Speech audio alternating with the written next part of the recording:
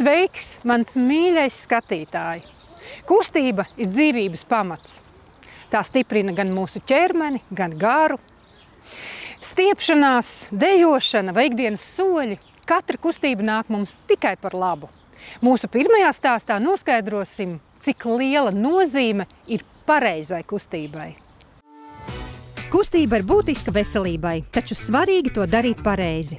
Ergonomiskas pozas un pareizi ieradumi palīdzēs saudzēt locītavas, īpaši, kad sākam izjust novecošanās ietekmi. Šodien esam jums sagatavojuši vairākus praktiskus ieteikumus. Uzzināsiet, kā papildināt kolagēna krājumus, jo ar gadiem tā sintēze organismā mazinās, bet locītavām tas ir īpaši svarīgs. Tāpat paskatīsimies, kuras ikdienas kustības locītavas saudzē un no kurām labāk izvairīties. Pirmais – piecelšanās no gultas. Lielākoties mēs ceļamies ar ķermeni uz augšu, vienkārši noslogojot vaigus, piepūšam un ceļamies ar lielu slodzi augšā, kas atkal ietekmē mugurkaula locītavas. Bet to visu var izdarīt daudz saudzējošāk priekš mugurkaula, ievērojot ergonomikas pamatprincipus. Pareizi būtu, kad mēs tomēr ieņemam šo te sānu pozīciju un caur sāniņu mēs arī uzceļam sevi augšā. Nākamā kļūda, ko dara nepareizi, tā ir smagumu celšana. Tātad šādā te veidā mēs viņu paceļam augšā.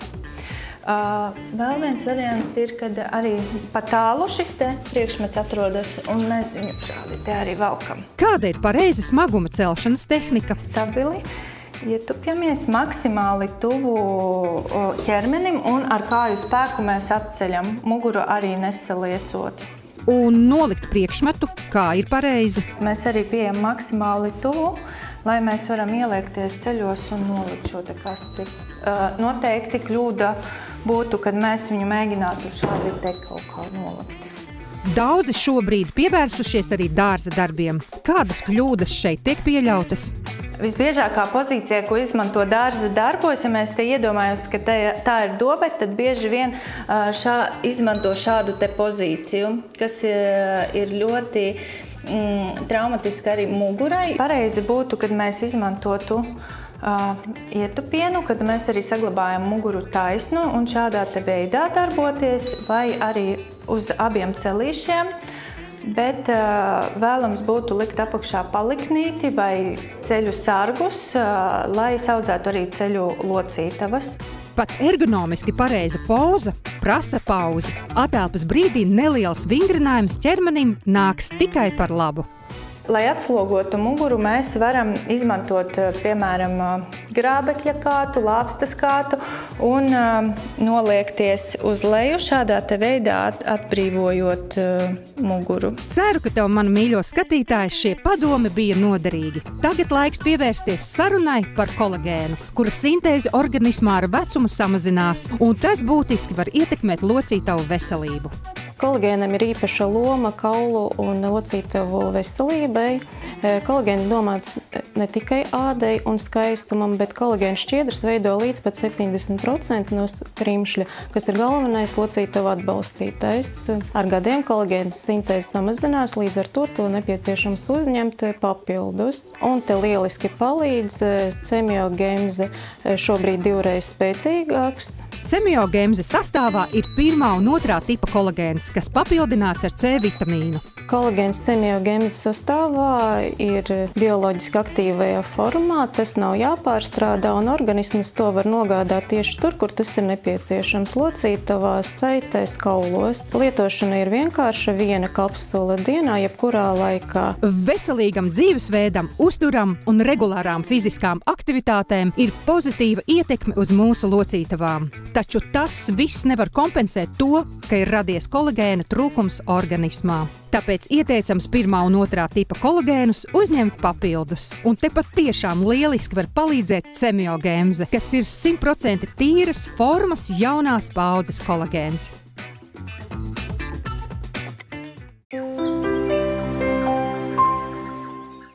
Acis ir loks uz pasauli. Ar tām mēs ieraugam pirmos pavasara ziedus, vasaras sauli un dzīves krāšņumu. bet reizēm tas, kas priecē, var kļūt arī par pārbaudījumu.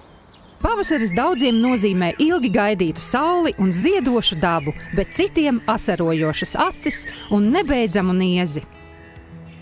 Pirmkārt jau pavasarī viss sāk ziedēt, un pilsētā vēl ir arī mūsu tāds ikdienas piesārņojums, kas ir putekļi.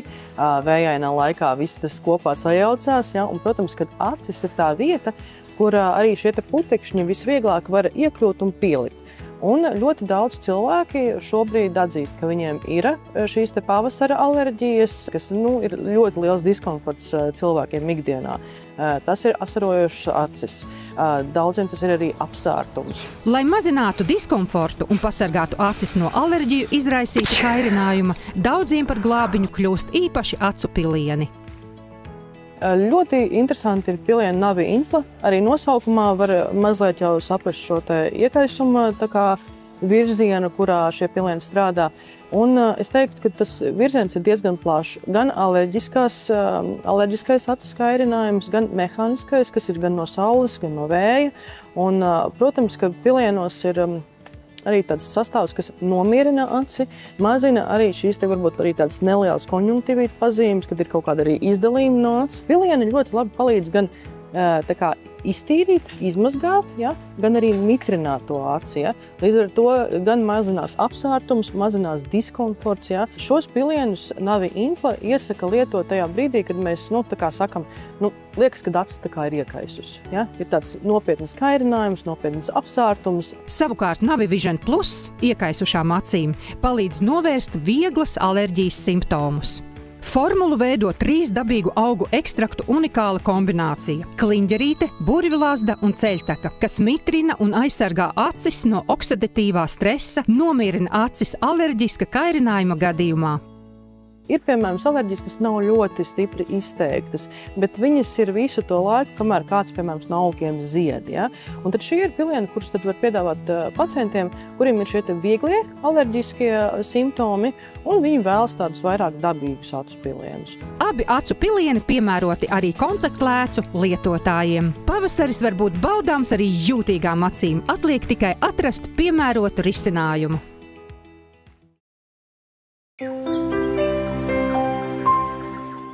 Energoefektivitāte ir gudra izvēle ikdienā un ieguldījums nākotnē. Mazāk tērēt, vairāk iegūt gan sev, gan dabai. Un tieši par to ir mūsu nākošais stāsts. Eiropas zaļais kurs ir Eiropas Savienības stratēģija klimatneitralitātei līdz 2050. gadam, kurā iesaistās arī Latvija. Tā galvenie virzieni ir atjaunojamā enerģija, ēku siltināšana un zaļās investīcijas ilgspējīgai attīstībai. Arī galvenais siltumenerģijas piegādātājs Rīgā, akciju sabiedrība Rīgas siltums, ir apņēmusies veicināt ilgspējīgas pārmaiņas enerģētikas nozarē. Rīgas siltums aktīvi izmantojam jaunākās tehnoloģijas, ieviešamā siltuma apgādē, attiecīgi tādā veidā samazinot enerģijas zudumus un samazinot enerģijas patēriņu. Viena no jaunākajām tendencēm, kas mums vairākos siltumavotos ir ieviest, ir lieljaudas absorpcijas siltumsūkņi. Viņi samazina dubgāzes temperatūru, tādā veidā veicinot atjaunojumu energoresursu izmantošanu un kā arī samazinot emisijas. Un šobrīd notiek aktīvs darbs, sagatavošanās darbi, lai uzstādītu elektrokatlus siltumcentrālā imanta. Attiecīgi siltumcentrālā imanta uzstādītais elektrokatls darbosies kā balansēšanas tirgū, attiecīgi arī veicinot šo elektroenerģijas balansu Latvijā un arī ražos siltumenerģiju brīžos, kad elektroenerģijas cena būs zemāka. Šobrīd uzņēmumā aktīvi notiek digitālā transformācija, lai šobrīd norit darbs pie pilsētas siltumskaitītāju sistēmas pilnveidošanas. Šī jaunā sistēma, kas ir ieviesta pilsētā saistībā ar siltumenerģijas skaitītāju nolasīšanu, notiks diezgan pakāpeniski, jo mums kopā siltumenerģijas lietotāju pilsētā ir 8000. Līdz to šo pārēju uz jauno nolasīšanas sistēmu būs ilgstošāka. Bet šī sistēma ļaus mums daudz operatīvāk un ātrāk reaģēt uz siltumenerģijas patēriņiem pie klienta, pie gala lietotājiem. Protams, par energoefektivitāti ir jādomā arī pašiem daudzdzīvokļu nama iemītniekiem. Ja mēs runājam par ilgtermiņa energoefektivitātes pasākumiem, tad noteikti tā ir ēkas renovācija. Attiecīgi šādu pasākumu veikšana jau realitātē pierāda to, ka ir iespējams panākt siltumenerģijas patēriņa samazinājumu apkurses sezonā līdz 60%. Šis nams Latgales ielā 237 ir viens no tiem, kurš ir atjaunots izmantojot Eiropas Savienības līdzfinansējumu. Pērn daudzdzīvokļu nams jau paguvis iegūt nomināciju Energoefektīvākais nams 2024. Lielākais ieguvums – energoefektivitāte. Tāpēc, ka siltuma patēriņš samazinās par 54%, līdz ar to mēs mazāk maksājam. Piemēram, mēs varam parādīt pirms renovācijas rēķinu, kurš ir uz tekošo periodu 2022. Gadā, un kā salīdzinājumu uz šodienu, 2025. Gadu, tātad apkure 2022. Gadā pēc rēķina maksa bija 54,11. Pēc renovācijas mums ir apkure 25,51. Jāuzsver, ka ēkas siltumenerģijas patēriņš ir atkarīgs no laika apstākļiem un ēkas energoefektivitātes. Mums bija ārkārtīgi sliktā tehniskā stāvoklī māja. Tas bija iemesls, varētu teikt, motivācija, kāpēc mēs visu šo te uzsākām. Visu laiku kaut kas gāzās, nemitīgi ūdens tecēja, 5. stāvs pludoja. Tātad, kas ir izdarīts? Ir nomainīts pilnībā visas jumta konstrukcijas, ja? Ir uzlikts jauns jumts, ir notikusi siltināšana visā mājā. Kāpņu telpas ir izremontētas, stāvvadi ir nomainīti, radiatori ir nomainīti, uzlikti alakatori. Tikai visiem iesaistoties iespējams panākt lielāku energoefektivitāti un ilgspējīgu nākotni. Tas ir jādara kā privātpersonām, tā uzņēmumiem, ko dara arī Rīgas siltums. Rīgas siltums aktīvi arī seko līdzi saviem energoefektivitātes rādītājiem. Līdz to mēs esam savos administratīvos korpusos, kas mums ir vairāk nekā 5 objekti, esam ieviesuši energoefektivitātes pasākumus, tajā skaitā ēku siltināšana, logu nomaiņas, saules paneļu uzstādīšana, apgaismojuma nomaiņa, kā arī mums jau vairākus gadus ir jau certificēta energopārvaldības sistēma, līdz ar ko, kas arī apliecina, ka mēs sakojam aktīvi šiem enerģijas patēriņiem un sakojam līdzi arī to enerģijas patēriņa samazināšanai.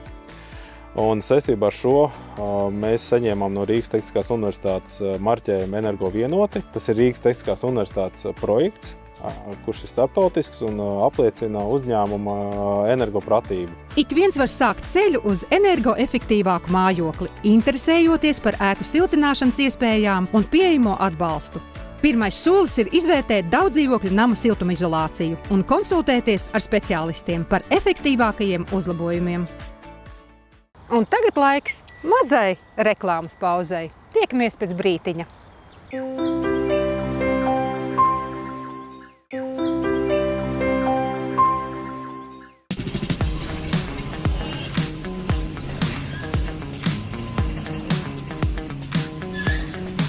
Latvijā dzīvojošie cilvēki ir ļoti praktiski. Viņi māca darīt gandrīz neticamākās lietas, bet ja runa ir par kanalizāciju, es tomēr stingri ieteiktu, ka ir jāvēršās pie profesionāļiem. Un tāpēc es šodien esmu atnākusi ciemos uz būvobjektu, kur saimnieko Kristaps no Biovides. Sveiki! Sveiks! Kristap, pastāsti man lūdzu, kā cilvēkam neprašai, kādi ir kanalizācijas veidi? Tātad pilsētu vidē, lauku vidē? Pilsētas vidē visbiežāk ir iespējas pieslēgties pilsētas centrālajiem tīkliem. Tad lauku reģionos netik blīvi apdzīvotās vietās ir atļauts arī tautā sautais septiķis. Dabā tvertne izskatās tā pa kreisi, tas būs septiķis, kur respektīvi visi notekūdeņi no ēkas tiek novadīti vienu vietu. Bet visbiežāk tie ir 3 nodalījumi, kur tad attiecīgi sadalās. Pirmajā nogulsnējās smagā frakcija, otrajā jau mazliet tīrāks, trešajā būs, teiksim, attīrīts līdz pat 80% tie notekūdeņi, bet viņi nebūs pārstrādāti. Viņi nebūs kā bioloģiski attīrīšanas iekārtā pārstrādāti, tehniski tīri ūdeņi, bet viņi būs tādi pelēcīgi ūdeņi, ko mēs novadam gruntī. Tātad būtiskās atšķirības starp bioloģisko attīrīšanas iekārtu un septiķi būtu tas, kad bioloģiskā notekūdeņa atjaunīšanas iekārta pārstrādā notekūdeņus, respektīvi gan atdala smago frakciju no šķidrās, viņu vēl pārstrādā un attiecīgi dūņas, baktērijas, kā nu kurš viņas sauc, tas pārstrādā tos notekūdeņus līdz pat tehniski tīriem ūdeņiem. Līdz ar to mēs varam novadīt atklātā ūdenstilpnē, dažādos notekgrāvjos, meliorācijas sistēmās. Ar kanalizācijas sistēmām mēs tā kā esam tikuši galā. Man šķiet, ka es jau Kanalizācija nedarbosies bez ūdens. Tieši tā. Par ūdeni arī ir tā, ka atkal atkārtošos, līdzīgi kā kanalizācija, ja ir iespējas pieslēgties pilsētas ūdenim, noteikti. Bet, ja nav, tad klasiskais dziļubums. Un tālāk, es teiktu, ierindojās spice. Spice vairāk tā kā tehniskiem ūdenim. Un kā ir ar lietus ūdeņiem? Lietus ūdens. Kur tos mēs liekam? Lietus ūdens, kā nu kurā situācijā. Protams, ja ir notekgrāvis, atklātas ūdenstilpnes, ja ir iespēja, kur novadīt, tad mēs varam palīdzēt. Mēs varam novadīt notekgrāvjos vai atklātās ūdenstilpnēs. Ja nav iespējas novadīt notekgrāvī, ja nav iespējas novadīt atklātā ūdenstilpnē, nav nekādas reliefa starpības, principā, kur novadīt tas ūdeņus, tad mēs līdz ar to varam palīdzēt vēl joprojām. Tad mēs tas notekūdeņus varam infiltrēt gruntī. Attiecīgi izveidojot speciāls infiltrācijas zonas zem zemes, lietus ūdens nodoties no jumta, mēs jau viņus novadam gruntī. Līdz ar to uzlabojam tad arī situāciju dārzā. Tā, un te būs ļoti sīrišķīgs jautājums. Mēs tagad atrodamies, protams, būvlaukumā, te viss ir uzrakts. Un tam... Tas ir pilnīgi normāli. Jā, tas ir skaidrs, bet kas būs pēc tam? Pēc visiem būvdarbiem, smuka sakojuma teritorija. Protams, individuāli gadījumi ir, ka klients pats vēlās to darīt, ir savas idejas, tad mēs, ja vēlās, tad varam piedāvāt arī šo pakalpojumu, piebraucamā ceļa izveidi, labiekārtošanas darbi. Mans mīļais skatītāji, man šķiet, ka kanalizācija ir ārkārtīgi svarīgs process mājas celtniecībā vai uzturēšanā. Es jums no sirds iesaku vērsties pie profesionāļiem. Šajā gadījumā pie Biovides.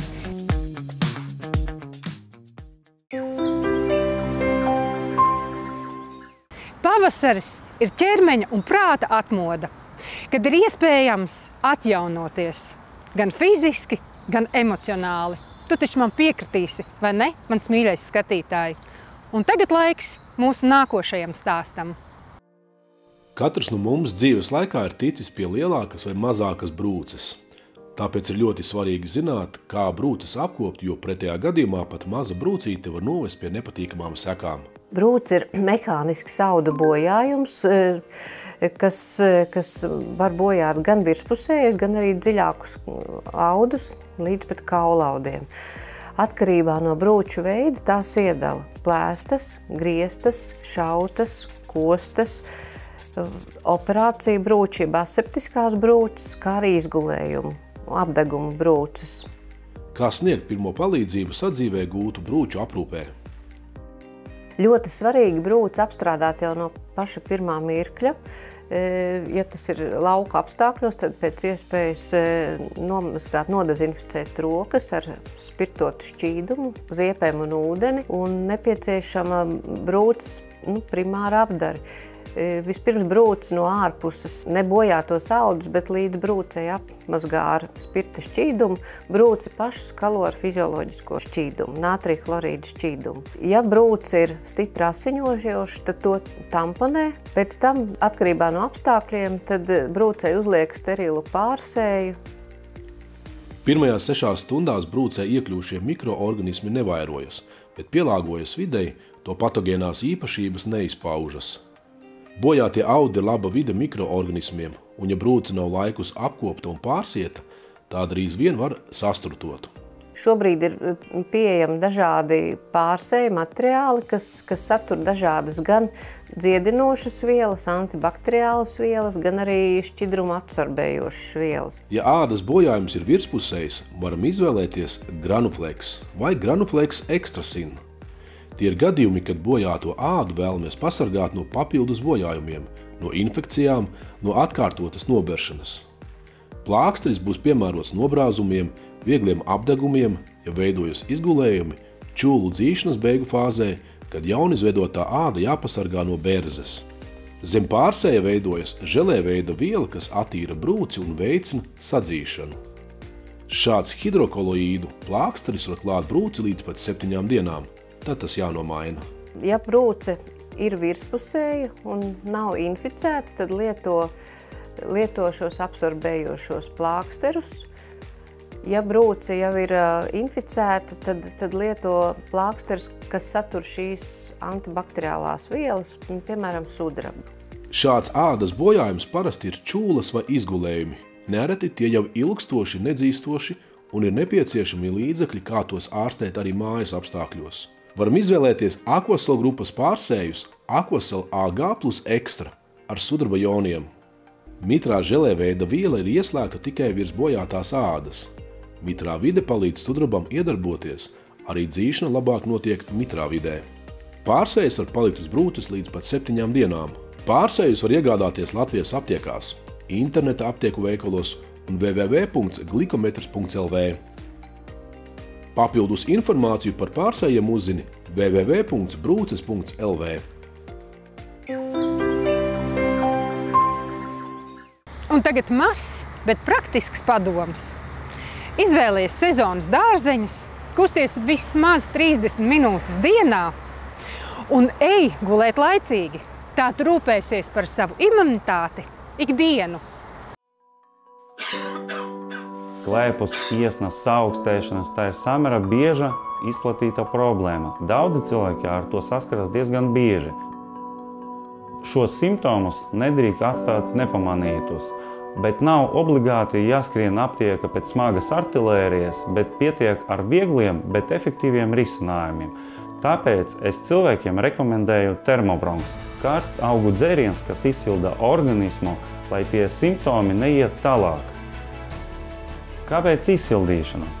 Saaugstēšanas visbiežāk parādās cilvēkiem, kas ir noguruši, novaināti, viņiem samazinājusies imunitāte. Un tāpēc viņiem vajag izsildīt organismu, jo izsildīšanas process viņš tā kā aktivē imunitāti, ieslēdz to, iedarbina atveseļošanas procesus. Otrs, ar ko ir labs Thermobronx, ar to, ka tas ir karsts augu dzēriens. Tas satur sevi augu ekstraktus, kas satur tādas vielas, ko es saku, ko var raksturot kā termovielas. Tas ir vielas, kas efektīvi pārnes siltumu no karsta dzēriena uz organismu un efektīvi izsilda organismu. Thermobronx šo izsildošo funkciju veic ar to, ka tas satur augu ekstraktus no liepziediem, aveņu, upeņu lāpām, mežrozītes, ingvers un arī C vitamīns, kas nepieciešams imunitātei.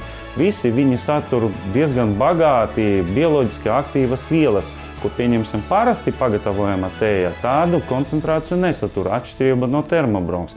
Līdz ar to tu vari pagatavot 8 krūzes karsta dzēriena, kas efektīvi izsildīs tev bronhus un organismu. Dzērot karstu dzērienu Thermobronx, tu jūti, ka atveras deguns, vieglāk kļūst elpot, kaklam paliek vieglāk, un tu jūti pat, ka tas siltums ieplūst tavā organismā. Veselība sākas ar izvēli, domām, kustību un attieksmi. Tiekamies jau pēc nedēļas.